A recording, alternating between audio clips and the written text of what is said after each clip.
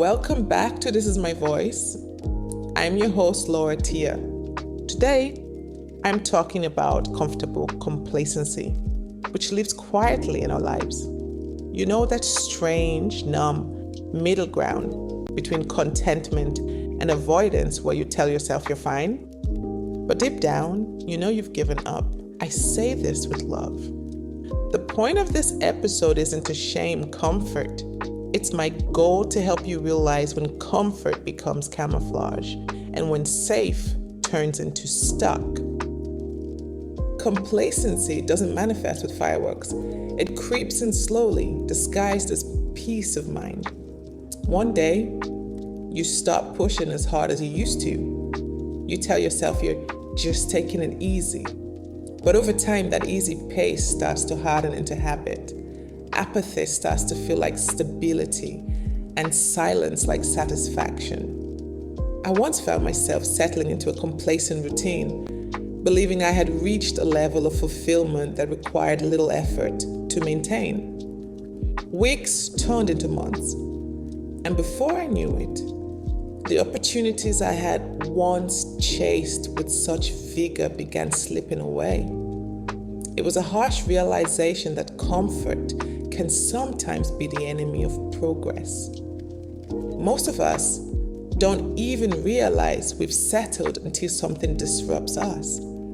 It could be a missed opportunity, a friend's success, or a pang of envy that catches us off guard. Then we notice the walls we built for safety are the same ones keeping us from growing. That's when we're forced to confront the truth that growth requires occasional discomfort. Staying stagnant might feel safe, but it's a slow erosion of your potential. Progress demands stepping beyond the boundaries we've built, embracing challenges, and rekindling the drive to push forward. Comfort is supposed to recharge us, but complacency drains us quietly and without warning. The key is to recognize when comfort starts to turn into complacency. Comfort strikes the right balance between resting enough to recharge, but staying alert to opportunities that challenge us. The reason we choose comfort is that it feels safe. It's as simple as that. Consistency drives success. So we establish a routine, stick to it, and avoid change. Honestly, I think we're more afraid of change than we are of failure. Change disrupts our routines and forces us to step outside our comfort zones, which can be intimidating. However, growth often comes from embracing the unknown and taking risks. Growth demands uncertainty. It requires self-assurance, vulnerability, and courage. 3 things that comfort convinces us we don't need anymore. So we tell ourselves, this is enough, that we don't need anything else, that striving is for people who are never satisfied. The sad thing is, beneath that, there's usually a quiet ache that whispers, you are meant for more, but you stopped. But that ache is a reminder of your potential. It's the voice of ambition, goading you to take a step forward, even when it feels uncomfortable.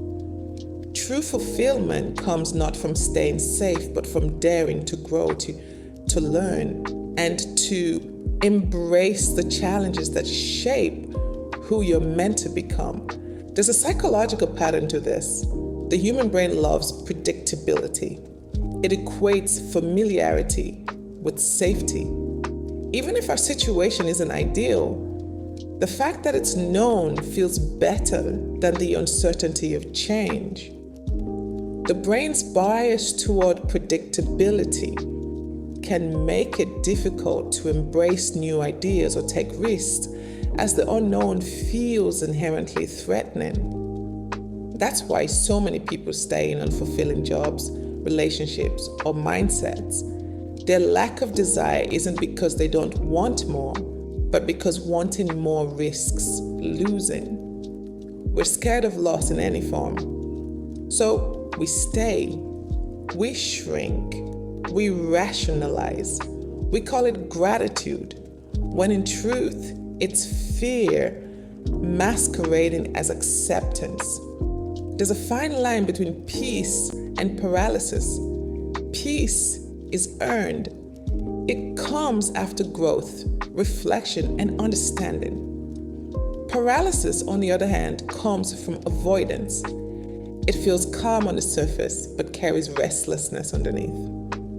Ask yourself, am I at peace because I found balance, or because I've stopped trying? When we talk about growth, what scares most of us is that what we're expecting is for it to always create a spectacle. But that's not always the case. It's often subtle and gradual, taking little unnoticed steps rather than making big leaps. Sometimes it's a small internal struggle, like making a decision that scares you or revisiting a dream you've buried. The goal of this episode is not to encourage you to abandon comfort entirely, but to make sure it's not quietly consuming your potential. Rather than a wake-up call, think of this as an invitation. You don't have to overhaul your life after listening to this. That's not my intention here. I want you to simply start questioning what safe has cost you. What might you have missed out on by playing it safe? By not taking risks, by avoiding discomfort, or by staying within the boundaries of what feels familiar. Maybe it's a project you've put off, a conversation you've avoided, a dream you've convinced yourself is impractical. What would happen if you tried again? Not recklessly, but diligently. Comfort doesn't have to be the enemy. It just can't be the destination. Complacency feels like peace until it starts to itch. And when it does, that's the sign that you're finally waking up.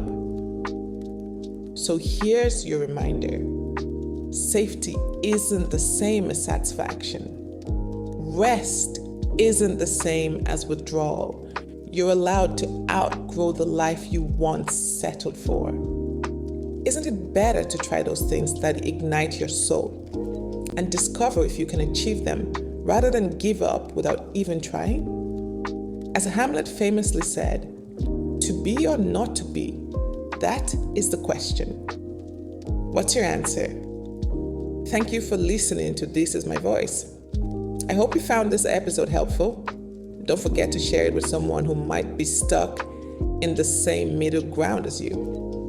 And if you want to read more on this topic, head over to Silent Things, the blog post that inspired this episode, recognizing the trap of comfortable complacency. Until next time, remember, comfort can be both a source of support and a barrier to growth. Don't let it hold you back. This is Laura Tia, and this is my voice.